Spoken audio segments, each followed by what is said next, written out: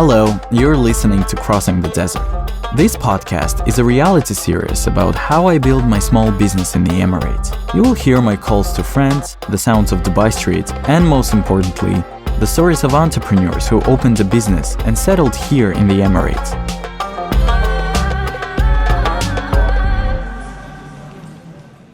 I'm Isaac. I came to Dubai to put down my roots here. The stories of entrepreneurs who have already succeeded here will help me on my way. In each episode, I interview people from India, Egypt, Palestine, Caribbean islands, UK, and other countries. I don't know which ones yet because the story is just the beginning.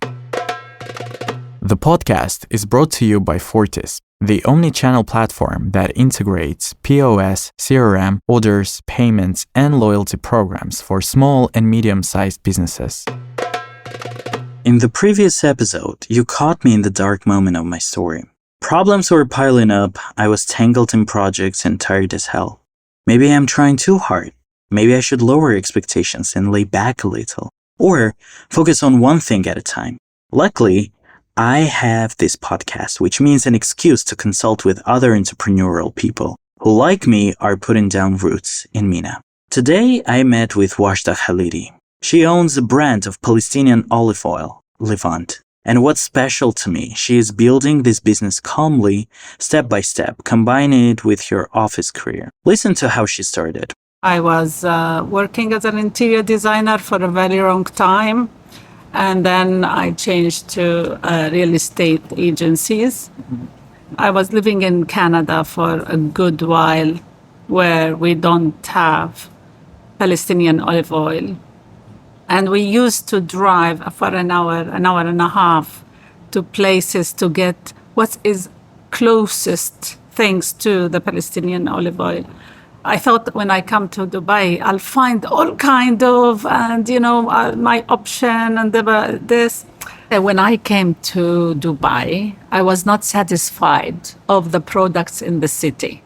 I was surprised, first of all, that you have to buy a huge quantity from olive oil, and there is no right packaging that suits small family, or let's say a single person, whatever. And plus, whatever I taste, I find, I think there is much better quality than this. So I was after quality. That's when I decided I'll do that. I'll bring the olive oil from Palestine. I'll bring the main products that we cannot live without, like za'atar, summa, frike, maftool. These are very, very traditional things. We grew up with these things. So that's when I thought, okay, I'll bring it.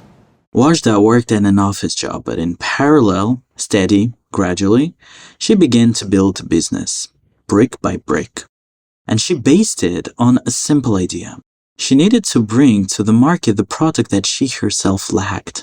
A lot of entrepreneurs start that way, but even if you only set realistic goals and build the business gradually, it's still a huge adventure. I just went into the Fortis office. I had a conversation with marketing director JP Sarhal about just that. There are no simple businesses. One person that I have in mind, which is my customer. One group of people that I think about, it's our customers. They have put their money, their time, their energy, they've done a lot of sacrifice to get their business up and running. And so you cannot but, as a software provider like Fortis, think about how you can support these people in achieving their dreams. Their dreams doesn't mean that they're going to become multi-billionaires with 150 branches across the world. That can be their dream. But a lot of these businesses just want to have a sustainable business that allows them to feed their families and to grow and to be comfortable in life. And getting just to that level is quite difficult. It's Wajda again. To open a business, you need to be serious. You want to do it. You want to continue doing it. It is something for years to come. If you don't want it for years to come, don't do it. Don't start it. Because at the beginning, it's all expenses. The first 3 years, 4 years, all expenses. It's not like it will give you lots of money. No, it's a learning curve also. You are learning in the first few years.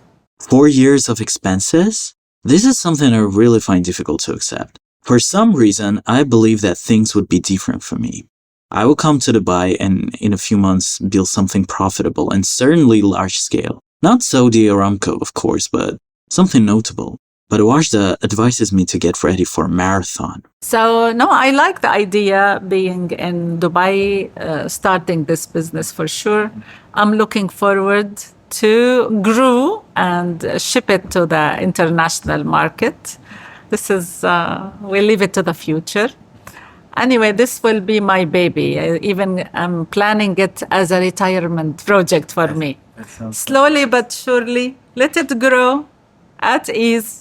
I'm not in a rush. Retirement? So it's an ultra marathon. In that case, maybe getting an office job in parallel isn't such a bad idea. I need to discuss it with a friend. Oh, it was one project here, one company. I would not name the names, but they have office in a very famous building here in Business Bay. We had a meeting. I remember I went to the washroom to fix my hair, to do something like that. And I look at myself, I was like, oh, look at you having meetings in the middle of Business Bay, coming here only recently and already like going through all the stages. And then I got upstairs. They took me to a meeting room, which was huge. And for me, the moment when I was like, I made it was when they asked me a question about their current situation. And they had a very chaotic structure of marketing department. And I just told the truth the way I think, but in a very polite way. And I felt so confident in my skill and so confident in my answer that I was like, damn, I said what I really think, and they appreciated because it was my feedback as an expert who understood this topic. After that, I remember I was sitting in the lobby and drinking coffee. Again, I'm always drinking coffee. Like every time you'll see me, I'm just drinking coffee. I was sitting in that beautiful place and I would be like, I just had a meeting in this building. It went well because I wasn't nervous and I didn't feel like I am an outsider. I felt like an expert professional who is valued here. Soon, I got offer from them. So, what to do? It's not an easy choice. The coolest thing about working in an office for me is not a salary twice a month, but that feeling when you know you're a pro, you're confident, and you can depend on your skills in getting the best results. That's what I like in business. You know, I don't have an MBA, like my parents didn't teach me how to build a business. I do it by instinct, and I'm never 100% sure. So, how about slowing down a bit and agreeing to the offer? But you know what I'm afraid of? What if I step back now, get a job in an office? What if I get consumed by routine stuff and will forget about my projects and business? It happened to Wajda once. As I said, when I came to Dubai, I was not satisfied of the products in the city.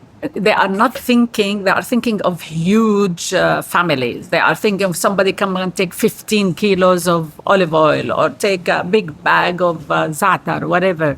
What about the little people? What about the small families? What about the single people? Nobody cared. I did arrange everything. I did contact the people I know in the West Bank, and I planned everything, all in a file and ready to do it. Unfortunately, I got very sick at that time. And we're talking, this is maybe 8 years ago or whatever. So it happens. When I got sick, it's impossible to continue that project. So the file is closed. It has everything in it, even prices, everything. I was this close to launch it. But it happens, and after a couple of years, you forget, you get busy with your work, you don't think about it anymore.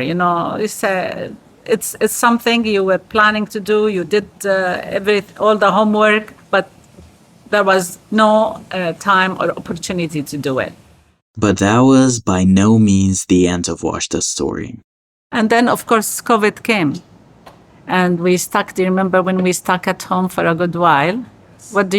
You either watch TV, eat, Or Or- back all the projects, everything that you or you clean. Or you You cook. do house cleaning. You throw the papers you don't want. You do this, you do that. I was sitting there opening the file. I say, oh my God, why I didn't go through it? Why I didn't, after a couple of years, I should have started back. I should have this. And the funny thing, when I was going through everything, I said, wow, everything is organized. You're like, how comfortable. Yeah, so why I didn't go through it? And, I continued and, things are good. Growing organically, slowly but surely. If I choose for it to grow very fast, I can, but at that time I have to put full time with it. But the funny thing is, it was received very well, not only from the small families I was talking about and the single people, from European community and foreigners, so much to the point 60% of my clients are from that category. Because these are the ones never had the opportunity to try Palestinian olive oil. Never had the opportunity. They tried it somewhere else, with friends maybe. And their friend, if they have Palestinian friends, they will give them a little bottle of that their father or their cousin or whatever sent them, from the big tin. I find was received absolutely wonderfully from them. And you can see from the sales, before Christmas, a lot of people, before they go home, they buy gifts. And it's heavy. Like the bottle will weigh 1 kilo. And when you only have certain amount of kilos, you think about it. But no, they don't care. They take a few for the family, for Christmas. So it's been traveling very well. How does it make you feel? Do you feel Oh, proud? very proud. Because the big thing for me is for the people to be introduced to the pure Palestinian quality, not just any quality. Unfortunately, some people, they bring the Palestinian product, but they ignore present it properly. They ignore treating it with respect. So any non-Arab or non-Palestinian wouldn't even pay attention to it. But when they actually taste it and try it, they get hooked to it. I have an Italian guy, he tells me always put it on his pizza, the olive oil, which is Italian, they love olive oil, and they have a very special olive oil. But, to tell me I do this and I like this and I like your olive oil, this is fantastic. And it's tasty. It is very tasty. It has a taste, Yes. which is, it's not like blanc. That's the difference. I understand the clients that actually are ready to give up, 1-2 kilograms Yes. of their luggage just Yeah. for the oil. Yes. And believe it or not, some of them, I have a few of the people who comes in holidays here, wintertime, and they come to me. And last year they took a few, and this year they are here to visit their son or daughter or whatever, and they come and take a few with them. So it became like, we're talking about like 3 years now, cycle. So I start to know them. Even when they call, she tells me, this is Anne from the US. I remember right away. I don't remember every people, of course. Of course. Very difficult. But there are certain people who they make sure when they come for a holiday, they take some. This is amazing. It is amazing. This is what amazes me about small businesses. Huge supermarkets sell olive oil by tons, and they learn about their customers from statistics. And Wajda remembers their stories. Who added the oil to an Italian pizza, and who took it with them as a Christmas present. What I have seen is the reaction of people when we've shown them some of the mock-ups or the upcoming products that are coming out whilst at Seamless, which is one of the leading event conferences in the Middle East. As you can hear, it's JP again, the marketing director from Fortis. What we showed them was the fact that you could send personal messages automatically, meaning reaching out to customers with messages on WhatsApp that sound and look personal. Now, the power of a small merchant is that they are able to maintain much more personal relationships with their customers than a big business could. Yes, a big business might have a lot of information about you because of your purchase history, because of their advanced solutions, because they have a full team of people hired to target you at the right time, through the right channel, with the right message. But those messages are very often translated into an email or a very generic WhatsApp message or text message. Now, that doesn't build a relationship. It builds convenience, but it doesn't build a relationship. It's convenient because I know that my favorite product is back in stock and that company has informed me about it. That's perfectly convenient, but it's not personal. If I were to tell you, for example, let's say that you love a shop that sells glasses and you are someone who has bought several pairs of glasses from that shop. Imagine if I sent you a message on WhatsApp with a sun emoji, for example. I know that previously you've preferred glasses that are transparent with a turquoise-colored acrylic. I just got this new collection and I think it could fit you very well. Why don't you come to the shop and check it out for yourself? I'm serving coffee, by the way. See, like that's a much more personal message that can be automated, and you're allowed to have that kind of warm approach because you're a small business. If I come from a big company, it would feel weird, in my opinion, to have such a message written by the customer account support who I've never met in my life. Send me such a message because I'd be like, hold on, we're not friends for you to write something like that to me. But if I see someone come in and they become a familiar face, I can allow myself to have that kind of relationship and tone of voice with my customers. And that's the power of a small business. As a customer, I know that small businesses are faced with competition coming from big businesses. And it makes me feel good as a customer to support the small merchant. And so all of this is a formula for a stronger relationship amongst customers and merchants, which ultimately brings customers and merchants closer, which is what Fortis does. I imagine how Wajda could put an automated message to remind some customers every month, and others before Christmas when they're going to visit their families. Hero bottles of oil look just like presents, a bright, clear blue color. A lot of people, they looked at the bottle and say, why blue? Why blue? Why blue? It's very bright blue. Right? It's very bright blue. They did not realize the concept I was going through. I designed my own brand, colors.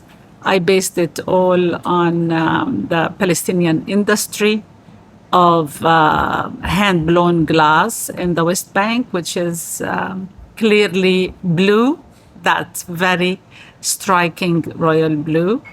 And and also we have pottery in Palestine, which is the main colors are white and blue. And sometimes they put a little bit of accent colors. So I did the design based on that, which is not usually. Usually people, they go with embroideries, they go with the olive tree, the olive branch, these things which is we're used to. I chose to go with the industry because the industry is almost disappearing. The hand-blown glass is not even 30% productivity now. And the pottery is more or less the same. So it's the forgotten. It's a forgotten thing, unfortunately. It used to be in Khalil, streets full of these people who do hand-blown glass. Now, when you pass in that street, you'll find it all shut down, unfortunately. I got so many questions about why and this and that, but when I used to explain what is the source of inspiration for this specific color, then they realize, oh yeah, It is the hand-blown glass. Oh, yeah, I have one, or I have a jar, or I have glasses, or I have this. I was stubborn in that. I was stubborn in my design concept, and I kept it because I believe in it. And I always tell them, listen, this color is an old color. This specific blue, it goes in the mosques. In the old mosques, you'll find stripes of that specific blue, which is a very old color. They used to make it from Nila, something they call it Nila, and also from the glass. I told them, look at the Aqsa. The Aqsa is all sort of blue color. So we should celebrate all this, showing us new parts of Palestine, that parts we never pay attention to. I was stubborn in that. And I'm glad I did. Everybody loves the bottle. I myself knew little about this art. So after the interview, I had to figure out what kind of magic glass Wajda was talking about. And I was shocked. The glass blowing tradition has existed for so long that it is impossible to reliably name its origins. It has thousands of years of history. It goes back as far as the ancient Phoenician glass. The precise production process is a trade secret that was maintained by a few Palestinian families and passed through generation by apprenticing children. As one master of the craft said, you can learn to play the oud at any age, but unless you begin glasswork as a child, you will never become a master. Hebron glass was most often used to make drinking and eating vessels, as well as olive oil, and later petrol-based lamps. But the most exciting story, it seems to me, is that of Hebron glass beads. Hebron's glass merchants managed to develop agencies and mercantile relations, a clientele system, with both Karak in East Jordan and Cairo to market the products. As a result, since at least the 16th century, Hebron communities were established in these two cities, and a whole social network was developed around the glass. Large exports of expensive Hebron glass items were sent there by guarded camel caravans. From Egypt, it went to the other parts of the African continent, with trading routes opening up along the Nile, connecting Egypt with Sudan and Ethiopia in the northeast of Africa. And among these glass were glass beads. Blue beads and glass beads with eyes were made for use as amulets, since they were considered particularly effective against the evil eye. And I couldn't believe that these blue beads with small white eyes, I know from my childhood in Russia. Those beads some of my classmates wore as a cool new trend. Actually, they were rooted in ancient Palestinian tradition. These ancient opaque yellow and green wound beads, shades of blue and green are more uncommon, were imported to Egypt and then went up to Nile to the kingdoms that are now Sudan and Chad, beginning in the 70s. These beads, locally called mongur, were greatly admired by the women. Sudanese women have been making traditional beaded jewelry and accessories for generations. Moreover, Hebron beads were one of the forms of glass trade beads. They were an essential component during the establishment of trade networks between Europe, Africa, and the Americas from the 16th century. They were used as a primitive form of currency to buy gold, ivory, slaves, fruit, and palm oil. For over a century, Hebron beads were a staple currency by which to do business throughout Africa, but they began to lose favor by the 1930s. By the late 800s, Hebron discontinued making these beads. By the 1930s, the beads, which had not been available for 50 years, had gone out of fashion. British archaeologist Arkell wrote in 1937 about Hebron beads in Darfur, region of Western Sudan. Younger generation will have nothing to do with them, occasionally referring to them with contempt as the jewelry of slaves. Anyone who has them will give them away and will usually refuse to take anything for them. And then, they are particularly never worn. I have occasionally seen a single green one worn on a string round the ankle by old women as a cure for rheumatism. He mentions that Sudanese women were selling these beads to Hosa traders for a song. However, it's not entirely clear whether this said literally or it simply means a very low price. The traders took them home and ground down the rounded ends so the beads fit together on a strand better. Then they called them after their chief city, Kano, Nigeria, so giving birth to the myth that glass beads were made in Kano. Today, these beads became rare and precious, and they're being sold in Khartoum, the capital of Sudan, at steep prices to the granddaughters and great-granddaughters of the women who once gave them away. What a story! The huge tradition that was so powerful sparked ideas that are still circulating the world. It has almost disappeared and returns in new images. For Wajda, this tradition is very important. And it took me 5 months to custom make this bottle in China. I tried to get bottles done in West Bank in the traditional way, but it is so difficult because they have no way of doing the closure of the bottle secured or proper. And they don't have the capacity to be able to make you the quantity you want. Unfortunately, as I say, industry suffering. So I had to go to China and I had to custom make it in China. And it took me 5 months to finalize the right color and the right finish and quality. Wajda is equally attentive to the quality of the oil. I'm so biased, you're asking a very biased person for these things. But we don't do anything to it. When they do the harvest, they just take it and press it right away. No additional anything. Plus, I think it's the whole things together with the soil, with the atmosphere, with the area. For some reason, we look at it, this is a holy land, and there is a magic about it. So I really, maybe this is not scientific, I know. But for some reason, even the taste is different, Really? And we do, before we buy any patch of olive oil from the West Bank, we do have our people who are testing the quality.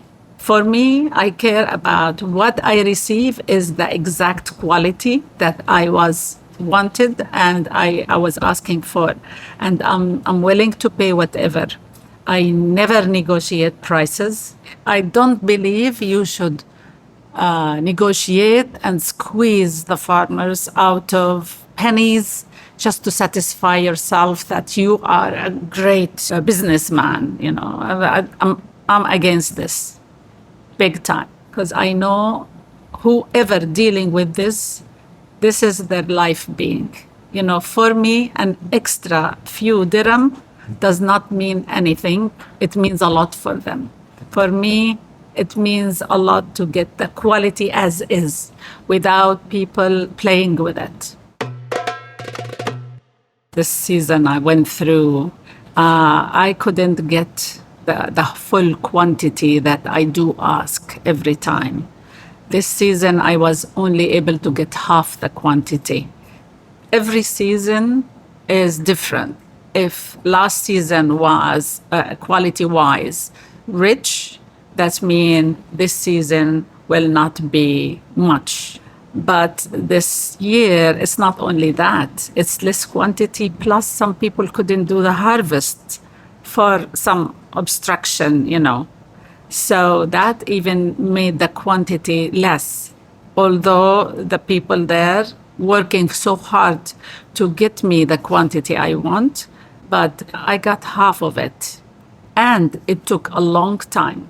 Usually, if you leave it to the natural time of shipping, you can ship anything from the West Bank to here within a week. Mm-hmm.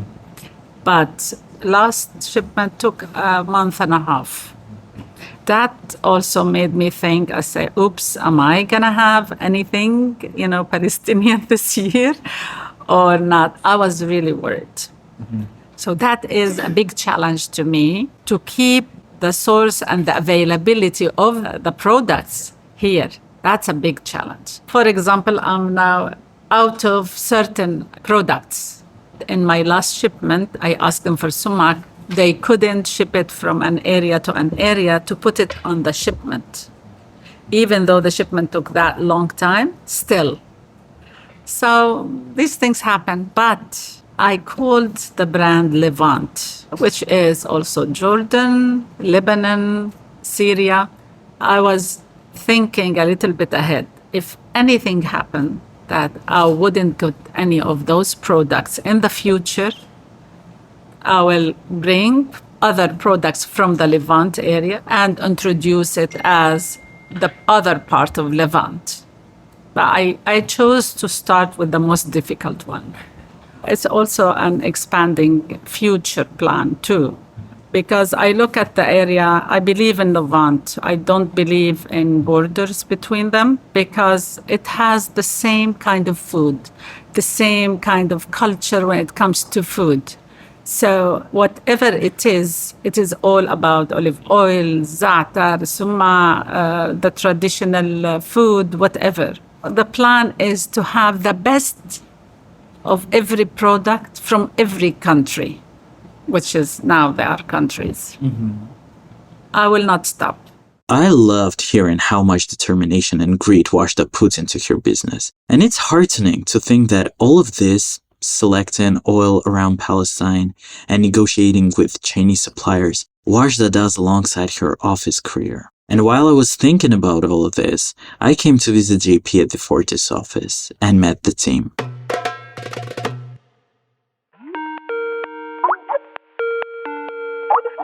First of all, it was in one of the areas that I love.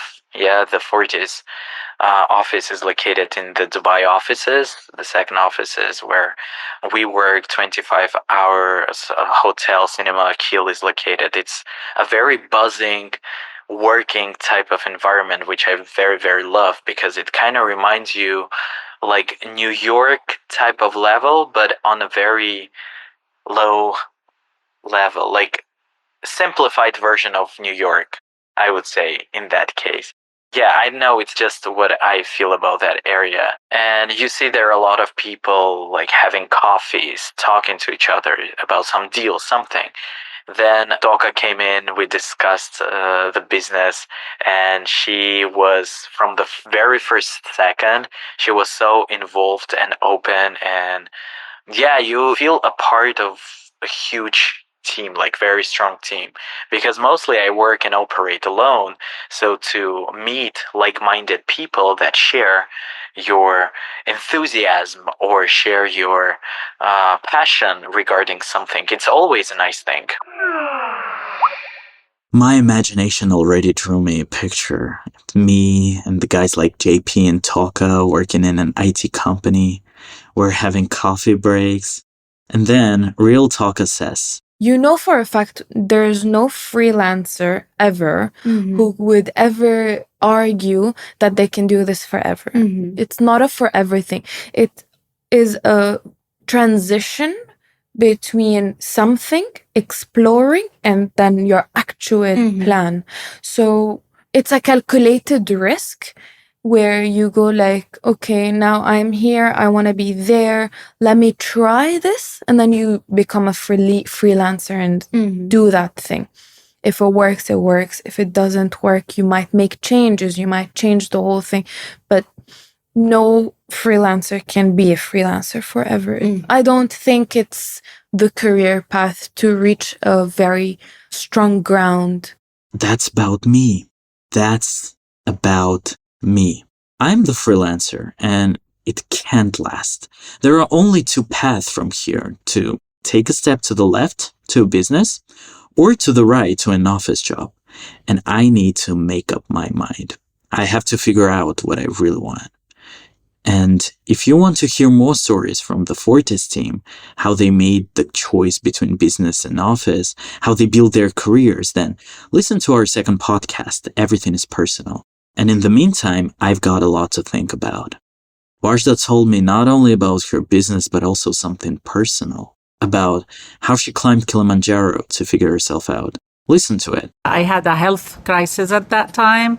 You know, my health was number one. And when you have these kind of matters, you shut down everything and you focus only on that. And thank God. I did focus on that and I succeed. And even after that, I went climbing Kilimanjaro to prove to myself I am strong, I'm back, I am all is well. Yes.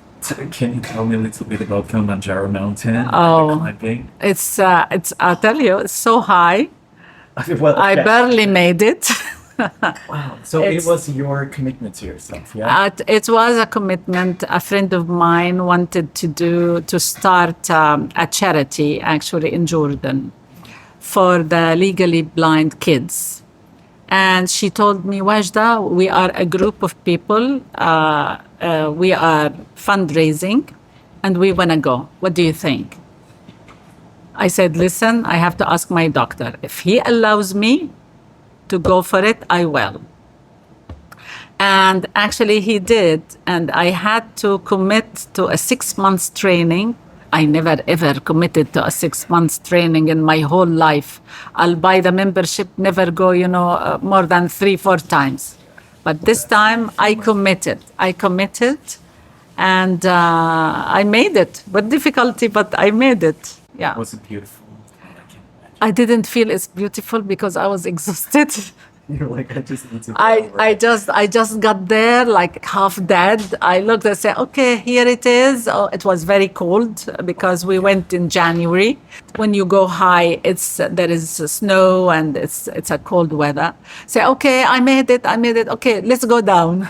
You're like, that's it. Yeah. The funny thing, when you climb up, you see some people coming down halfway. And psychologically, when you look at them, I say, oh my God, am I going to finish or not? I think I go for challenges, which is I should stop if I want to rest in life. But no, for me, it means a lot to start with a Palestinian project, to focus on it first. And I told myself, if I'm able to succeed with the Palestinian product, that means any other product will be a piece of cake. And I chose to deal with the difficult one. Our episode is coming to an end, and I still haven't made a decision. Do I accept the offer, or am I to give all my time to the business? I have 2 weeks to decide. So, let's meet here in 2 weeks. I started considering the offer with clearing my head. I too need at least a little traveling. And because I wanted to shake a little bit, I was very burned out. That's why I decided to hike a little bit. And because Beyonce released Cowboy Carter album, which is a very country type of album, so I wanted to listen to it in the mountains. So that was another motivation for me. There is one city, I forgot the name. To be honest, there is one place, it's like around 1.5 hours of driving from Dubai. And you arrive and there is some mountain, there is some green. It was very beautiful. It was magnificent. I even couldn't imagine that it would happen. And what is interesting, when I posted to my socials, people were texting and bombing me with questions like, oh my God, where is it? Where did you find it? You're not in Arab Emirates still? Where are you? And so on and so on. Because everybody was surprised that you can find it in Arab Emirates.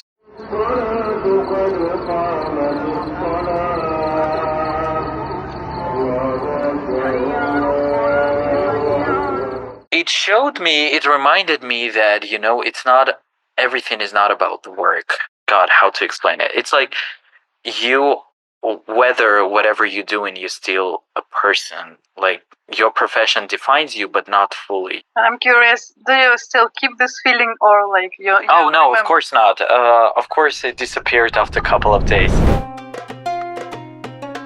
You're listening to Crossing the Desert, podcast by Fortis. Fortis helps seamlessly connect businesses and their customers and run the business. It assists in attracting and retaining customers, selling products and services, accepting payments both online and in-store, and managing finances and personnel. Join Fortis social media. Links are in the episode description. Follow our podcast or add it to your favorite. Give us 5 stars or a heart and leave us a comment. This will help other listeners find out about us, and we will be pleased. and see you in the next episode.